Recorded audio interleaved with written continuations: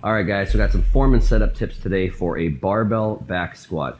And again, if you see this in the program, odds are it's more for one of my strength programs who are actually just looking to properly perform the barbell back squat as if you were competing, excuse me, in a powerlifting competition. So again, just to kind of clarify, why isn't this in a whole lot of my programs that are more physique development related? So if someone wants bigger quads or bigger glutes or whatever, I tend to not do a barbell back squat a whole lot because it's kind of in the middle. And all I mean by in the middle is if done properly, you're trying to have as much effort as you can from all of your hip musculature. So you really want your glutes, your hamstrings, your adductors all working as much as possible, while at the same time your quads working as much as possible. So the goal of this exercise really is how much load can you lift. And it can be a great exercise for beginners, intermediates. There's absolutely nothing inherently wrong with it, because if you're starting and all you can do is the bar on your back for 10 reps, and eventually get to the point where you can do 4 or 5 on your back for 10 reps, all of those muscles I named will get bigger. But there's some point in time where I can't draw a line in the sand for when that point in time is, where because of how much stimulus it takes for someone to grow, for someone more advanced, they need so much stimulus directly on their quads, directly on their glutes. This exercise doesn't provide adequate stimulus for any of those individual muscles, and it's so systemically challenging. So if you get to the point where you have to squat 6 plates for 10, and that's what you need to keep progressing, it might get to the point where how much fatigue you accumulate for doing that exercise might actually outweigh the benefits that you could potentially get for your quads or your hip musculature. And that's why I tend to, if your goal is more for quads, I always recommend more knee dominant variations. So a heel elevation often, safety squat, front squats are some of my favorite ones. And again, personal preference on those. And that's for the reason that you will use less weight overall, but you're putting your knees in a position where they're taking much more of the load. So they're producing a lot more torque for the given weight on your back at your knees, and demanding more of your quads, and in turn much less from your hips and your hip musculature. At the same time, that's the goal of a more hip dominant squat. You'll see in some of my programs where the goal is glute development, I might have a more hip dominant squat, and the opposite is the goal there, to put as much of that load basically on your hips and as little on your knees as possible. And again, that way you can do less overall weight for either of them than you could probably do doing just a balanced barbell back squat. But again, that less weight is going to one place. So again, that's why, one, I just want to take the time to clarify why you don't see a whole lot of barbell back squats on my physique programs, because again, for those reasons I mentioned. But that being said, it's not a bad exercise. Again, there's just a whole lot of things to be concerned or be aware about. And again, there's still great bodybuilders that are massive that still choose to do barbell back squats and works great for them. So there's always outliers. And again, it's not in a category of good or bad or anything like that. So the goal of doing a barbell back squat, basically if you're doing it for competitive purposes, is you want your hip crease below your knee. So if again, we're looking to a position you basically have to get to, it's the same as a deadlift variation. So again, typically if I'm doing a deadlift variation for physique development, I don't tell you, don't worry about the plates, don't worry about where they end up, all that kind of stuff. Same for squats. I wouldn't normally say, think about the depth you have to get to. I'd be more likely to look at a joint. If it's a knee dominant squat, it's more like try to get the full knee flexion. If it's a hip dominant squat, it's try and get as much hip flexion as you can. Where this is, we're actually trying to hit a specific depth. So again, if we have this, imagine this is my femur, knee up here, hip back here. Basically what you're trying to do, if your femur is parallel to the ground here, we're trying to have it at this slight angle, where again, if we took a dot from hip crease, your hip joint, to your knee, that point is below your knee. And that in most competitions would be considered depth. Whereas again, if you were even at parallel or obviously a little bit high where your hips were above your knee, that would be a no lift type thing. So I'm going to give tips and cues for what are the best ways to, one, get to that depth first and foremost, because again, we're doing this basically like this exercise is a sport. We want to compete within the rules of the sport, which again is hit that depth. From there, I'm going to tell you about how to get into positions where you're basically using the most lower body musculature that you can. And I'll give you a couple little hacks where the only problem with going to that depth is it's a little bit arbitrary, and some people don't have the range of motion at their hips to get to the amount of hip flexion needed to where they can get there without their spine starting to round. So for some people, when they start to run out, really what they'll run out of is how far forward they can get their knees, and then kind of this chain effect. As soon as you can't get your knees any further forward, which comes down to ankle mobility, then your hips will stop flexing. And when your hips stop flexing, the only way to continue to depth is to round your back. So that's just one thing to be aware of. Some people, there's not going to be a whole way around that happening just a little bit. Again, if you want to compete in squatting, powerlifting. But there are some little tricks that we can do, and there is a place for doing slight heel elevation to the point where basically it just translates to wearing like Olympic lifting shoes because you're allowed to compete in those. So I'll give you a couple of things to look for. You can kind of figure out, are you falling in that category of going to a depth where your spine starts to round? And if so, how could something like Olympic lifting shoes, basically something you're just allowed to do in a competition, how could that potentially help? As opposed to using a heel elevation like a wedge or something. Again, depending on how serious you are with your program, you could always just do that as well too, but then you're just getting into the realm of doing a knee dominant squat. So a couple things to think about before I have Cody demonstrate. Just for setup, I say for the most part, you want to tend to go a little bit wider than would be considered traditional for bodybuilding. So again, for bodybuilding, especially if we're looking more for quad development and even more for glute development, having a slightly like hip width or slightly outside of hip width stance is probably best. Because as soon as you start to go significantly wider, if the goal is more glutes and hams, I would argue you're starting to incorporate more adductors. And to a certain degree too, if you go wide enough, it can actually limit how much knee flexion you can get. That being said, for here, so you don't run out of hip flexion, and so you can intentionally incorporate your adductors, glutes, hams, and quads. Most of the time, if this is where you would go for glutes and for quads, somewhere out here would probably be a better position for most. There's always exceptions. If a width just feels great, freaking go with it. But mess around with realizing you don't have to kind of be in these parameters of I need a lot of quads, I need a lot of glutes. No, you can just open this up. This will most people allow to get more depth, more hip flexion, and in turn incorporate more musculature. So I'd say first start with your stance. I always say with your stance, you want a lot of foot contact. So a lot of people talk about having weight on just the heels. I'm never a fan of that. You want basically even weight distribution. If you imagine this as your foot, and you have this as the arch of your foot. The arch of your foot is probably one of the only places you don't want a whole lot of contact.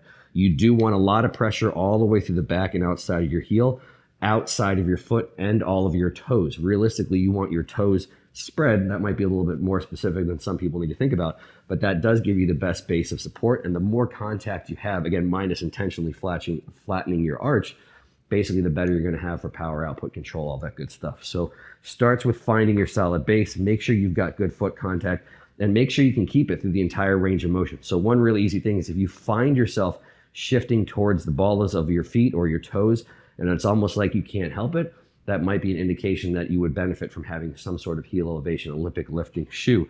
But for the most part, you intentionally want to keep that good solid contact the entire time you go. Then from here, this gets a little nitpicky, but if you really if you were doing more of a knee dominant squat, I will always cue initiating the movement with knees first. If you were doing a little bit more of a hip dominant squat, I would always cue with breaking at the hips first. Here, ideally, you kind of want to break it both at the same time. And again, you can just practice that with your warm-up sets. You don't have to overthink it by the time you get to working sets. But basically, you just want your hips and knees to go at the same time and drop down in, obviously, to the depth that you're looking for. The whole time, a huge thing here is your knees should always go in line, basically somewhere around your second toe or slightly outside of that. So obviously, you wouldn't want this wide stance and think about knees tracking forward. No, as you drop down, a great cue is actually intentionally almost pushing your knees out. And as you push your knees out, lots of time that actually creates some room for you to actually get your pelvis in between your legs, a little bit more in between your femurs, and a little bit easier to hit depth. So again, that just takes a little bit of timing, a little bit to mess around with. The only other thing to think about, like any spinal loading exercise, is just keeping everything braced. So again, you're gonna have a bar in your back. Absolutely, you should have a ton of tension through all of your erectors. So again, a lot of people talk about, oh, you wanna brace, you don't want your lower back and your erectors doing too much work. They have to do a shit ton of work because when you're in the bottom, basically that load is pulling you into flexion. So your spinal extensors should work a lot more than your spinal flexors because they have to resist a lot of load. Basically, your spinal flexors are giving assistance, like you're actually being pulled into flexion. So you wouldn't need to contract your rectus abdominis to just let gravity fold you in half. So you should be braced though. So when you have that bar in your back, feel everything pulled tight. So you can actually have your lats pulled down tight, mid and upper back pulled tight, and all of your erectors locked in stone. And then from the bracing standpoint, I always say ideally, take a breath in, feel that breath go into your belly, and then contract hard. And again, a simple cue is if someone's gonna punch you in the stomach, how would you contract? How would you naturally tense everything? So it's not a crunch, it's just a brace to be strong and secure. So rectus abdominis will contract, so will internal external obliques, deep stuff like TVA, pelvic floor even. And then from there, you just wanna keep that all locked in stone. So that's the ideal, is the things that should be moving here are ankle joint, knee joint, hip joint, and everything else should be locked rigid. And the last cue is the head as well too. So again, realize your cervical spine is part of your spine. Even though it's not loaded, it's not this huge deal for people to be extending as they lift, but I think it's good to be coached on what you should actually be doing. So again, wherever your spine goes, your head should follow along. So a lot of people would coach, have this head up, look straight forward when you squat. And again, doesn't come from a completely bad place. Some people, that will help them keep their thoracic spine tight and extended and their lumbar, but it's a cue that might have a place at some point in time.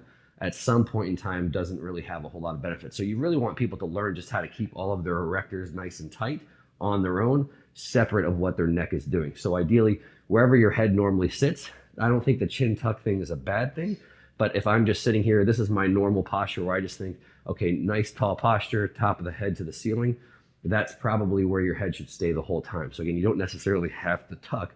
I would just keep it neutral. So again, as you go, this is going to be neutral, where again, if I had my neck extended looking straight forward, if I maintain this position and stood up, this is the actual position that you're in the bottom.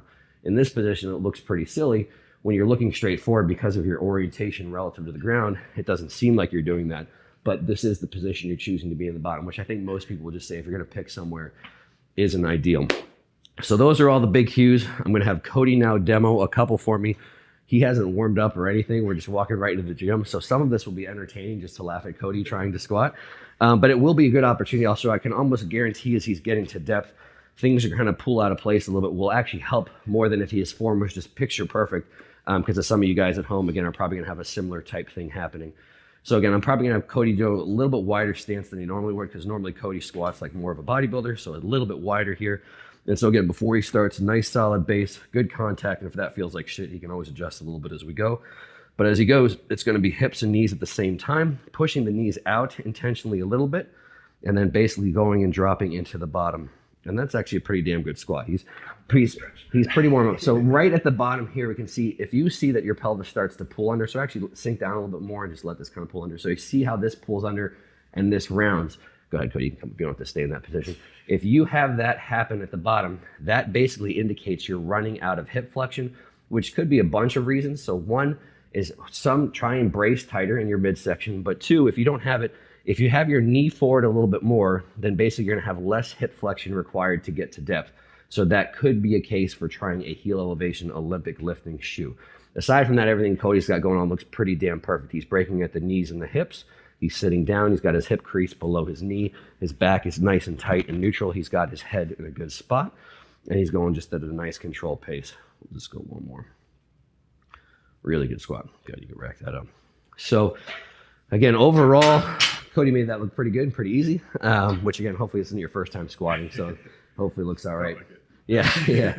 But so that's the main thing that I wanted to show you guys. So obviously, I want you to see obviously what all that looks like together. Most people actually know what a pretty good squat looks like, but I want to give you the main thing that you can look for. So again, once you kind of find your comfy stance, most people don't have a hard time letting their ankles move, bending their knees, bending their hips. So again, those things, it's not like somebody ever has those joints completely locked in stone. The challenge normally comes from most people trying to maintain this tight braced torso and neutral spine. And so again, the biggest hacks I want you guys to think about, not being able to address every individual person watching this, is again, if you start to round and pull under, one thing is make sure you're actually bracing. So sometimes if you're just not keeping everything tight from the top, then it's just really easy for your spine to move and let your pelvis pull under, even if it's technically not coming from lower body limitations. But if you feel like you're bracing and for you to get to depth, you feel like you're still pulling under, two things you can try is one, check your stance. So again, try a little bit wider and see if that prevents it, because a lot of people can get more range of motion at the hips when they do that. And if that still doesn't do it, then maybe going for a heel elevation, letting your knee get a little bit further forward. Because again, if this is where your knee is limited at the bottom, just imagine if I have a heel elevation, it's going to give that an extra inch forward or whatever. That extra inch pulls your entire femur forward, your pelvis forward, and in turn, you'll have less hip flexion requirements. So it can help you, again, not run out of hip range of motion before you get to that depth. So one last quick check through, check your stance, check your feet, feel like you've got contact going there as you initiate. Break at the hips and the knees at the same time. Don't freak out about it. Don't take it back and play it in slow motion and see if one goes half a millisecond before the other. But that's something I think that is good to try for. Drive the knees out as you're going into the bottom. Brace your torso nice and rigid. And the same as every other exercise, control those eccentrics, especially control and own the bottom position. That's the hardest part, where you're going to get the most benefit, and also the point where if you get out of position, you're most likely to injure yourself. And there's a lot of exercises like that. So again, be very mindful and very conscious, especially about that position. And even injuries aside, I'll see people kind of even sometimes starting slow and control and just bouncing there. Realize, I understand if you're doing this program, you're probably concerned about being strong, but you're also concerned about having good development. And if you're just bouncing out of that bottom position, you're kind of defeating the purpose of the whole exercise. The whole point of the beginning 80% of the exercise is to get to that last 20% where you're going to have the most benefit. So control the concentrics. Once you own that bottom position, yes, you can contract hard and be more aggressive with the concentrics, but just make sure that you're using your muscles and not momentum.